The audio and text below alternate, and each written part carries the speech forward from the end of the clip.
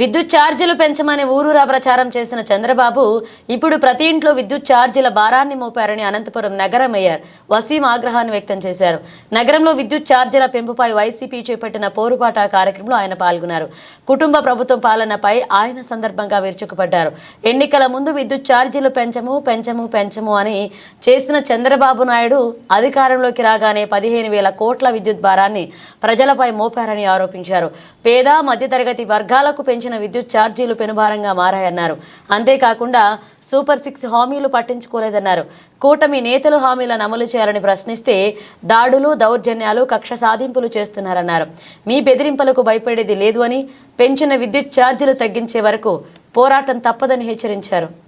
అనంతపురం నగరంలో అనంత వెంకటరామరెడ్డి గారి ఆధ్వర్యంలో కరెంటు ఛార్జీలు పెంచిన కరెంట్ ఛార్జీల పైన పెద్ద ఎత్తున ఈరోజు ర్యాలీ చేయడం జరిగింది. అదేవిధంగా ఇక్కడ ఎస్సీ ఆఫీస్కి వచ్చి ఎస్సీ గారికి వినతులు అందించడం జరిగింది.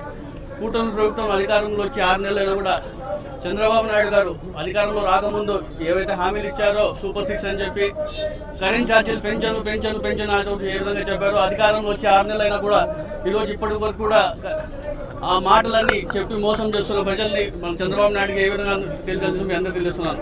అదేవిధంగా పెద్ద ఎత్తున మొన్నటి రోజున కూడా రైతులను ఏ విధంగా కూటమి ప్రభుత్వం మోసం చేసిందో డిసెంబర్ 13వ తారీఖున వైఎస్ఆర్సీపీ నాయకులు కానివ్వండి కార్యకర్తలు ప్రతి ఒక్కరు కూడా పాల్గొని విజయవంతం చేసిన విషయం కూడా మనందరికీ తెలిసిందే.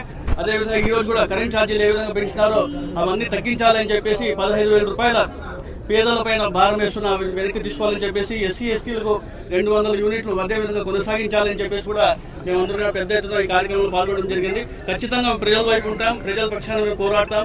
ఎన్ని కుతంత్రాలు చేసినా ఎవరు నమ్మే పరిస్థితి లేదు. నేను ఇదే చెప్పదలుచుకుంటున్నాను. చంద్రబాబు నాయుడు గారికి ఎటు పరిస్థితుల్లో ఈ కరెంట్ ఛార్జీలు తగ్గించాలని తెలియజేస్తున్నాను.